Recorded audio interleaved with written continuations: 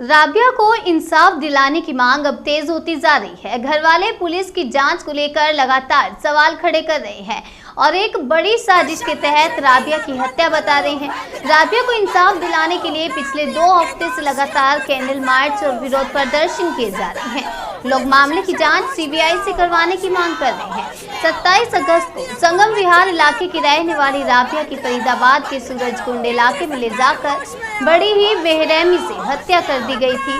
राबिया के शरीर पर 50 से भी ज्यादा चाकू के घाव मिले थे। हत्यारों ने क्रूरता की सारी हदें पार करते हुए उसके शरीर को अलग अलग टुकड़ों में काट दिया था। राबिया को इंसाफ दिलवाने के लिए लोग सड़कों पर न्याय दिलवाने के लिए जी जान से जुटे हैं। बेटी की रक्षा सुनिश्चित करनी होगी। अपराधियों को उदाहरणमूलक सजा दो।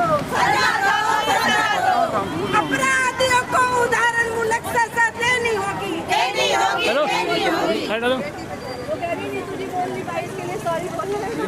कम्युनिटी से आती है क्या, वो दलित परिवार से आती है, ऐसे घरों से आती है जहां पर उसके परिवार वाले कोई पॉलिटिकल प्रायोरिटी उस तरीके की रसूख नहीं रखते हैं क्या?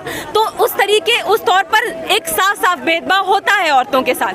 हम बात कर लें दिल्ली में जो कामकाजी इलाके हैं, आनंद पर्वत बस्ती की बात कर लें, बदरपुर, सूरजकुंड, ये सब जो इलाके हैं, लक्ष्मी नगर का इलाका, जिन जिन इलाकों में आपको घरेलू कामगार महिलाएं दिखेंगी जो दूसरों घरों में काम करने जाती हैं, उनके साथ आए दिन पिछले सालों का आंकड़ा है कि दिल्ली में हर घंटे एक महिला के साथ शोषण होता है। तो उनके साथ उनके मालिक जो इनफॉर्मल सेक्टर में काम करती हैं, आप समझ रहे हैं ना, जो असंगठित क्षेत्र में काम करती हैं औरतें, उनके साथ हर पल शोषण होता है। उन्हें मिनिमम मजदूरी नहीं मिलती है, उनके साथ यौन शोषण होता है, उनका रेप होता है, लेकिन FIR तक दर्ज नहीं की जाती।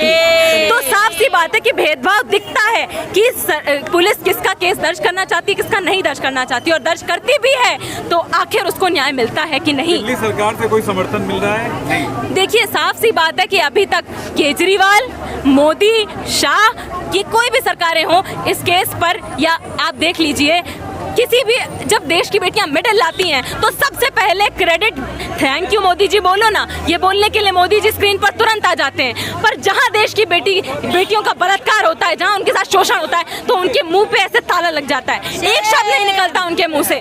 तो ये सवाल करना बहुत जरूरी है कि आखिर केवल जब मेडल लाएंगी बेटियां सिर्फ तभी वो देश की बेटी हैं, जब बेटी के साथ शोषण हो रहा है हर गली मोहल्ले में, हर नुक्कड़ पर, तब उस वक्त ये मोदी, शाह, केजरीवाल कहाँ जाते हैं? तो आज हम सभी महिला संगठन कंधे से कंधा मिलाकर राबिया और उसके परिवार वालों के साथ खड़े हैं और हर उस राबिया के लिए हम एक सुरक्षित माहौल चाहते हैं, काम का, रहने का, चलने फिरने का इस देश में, कि हमारे साथ कुछ गलत हो तो तुरंत उसके खिलाफ कार्यवाही की जाए, ना कि हमारी इन असंवेदनशील सरकारों की तरह लोग मुंह बंद कर चुप्पी साध कर बैठे रहें। जिस प्रकार से महिला आयोग है उसने कितनी हेल्प करी है पीड़ित परिवार की? देखिए हम आपको ये बता देते हैं कि इस केस में पिछले केसेस की तरह ही जो दिल्ली में नांगल की घटना हुई थी, दलित माइनर लड़की थी, आपने देखा होगा कि यूपी की तरह ही एक चलन बन गया है इस देश में पिछले सालों में, कि जो रेप पीड़िता है उसको रेप के तुरंत बाद पहली बात तो उसकी पोस्टमार्टम निष्पक्ष जांच की नहीं जाती और रफा दफा करने के लिए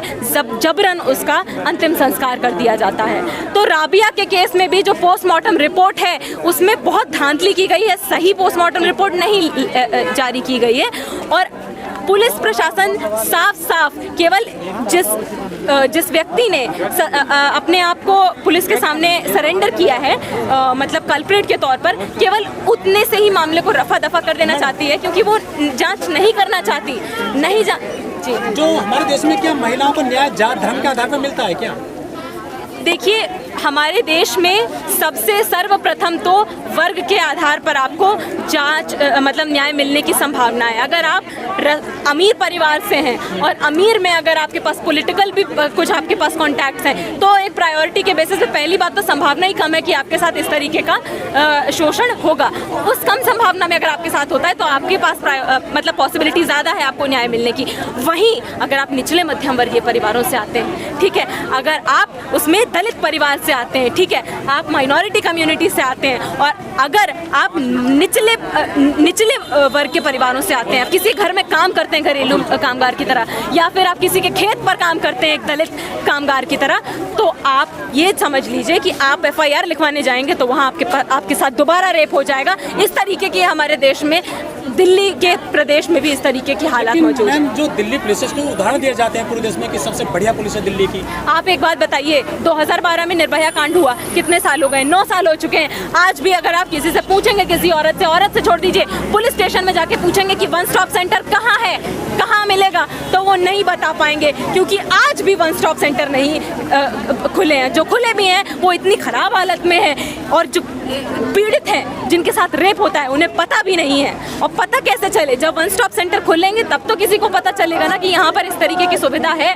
तो जब देश की राजधानी में वन स्टॉप सेंटर नहीं है, तो मेरी बहनें जो यूपी से आती हैं, हरियाणा से आती हैं, बिहार से आती हैं, जो दलित और बहनें हैं मेरी, जब वहाँ जहाँ उनके साथ रेप आए दिन कई बार हो रहा है दूसरे के खेत पर, तो उनको किस तरह से न्याय मिल पाएगा? जब यहाँ पर सरकार तो नारा देती है बेटी बचाओ बेटी पढ़ाओ, कितना सच्चा है वो? देखिए, साफ सी बात है, आज बेटी पढ़ाओ बेटी बचाओ को छोड़ दीजिए, बेटी हटाओ बेटी मिटाओ चल रहा है। वो सभी सरकारें इसमें शामिल हैं, क्योंकि आपदा को अवसर में बदलने में सरकारों ने कोई कमी नहीं छोड़ी। आज किस तरीके के कानून बनाने सबसे ज्यादा जरूरी है? आज कानून बनाने जरूरी है जिसमें हर तरीके की पब्लिक सेक्टर यूनिट को बेचा जा सके, ठीक है।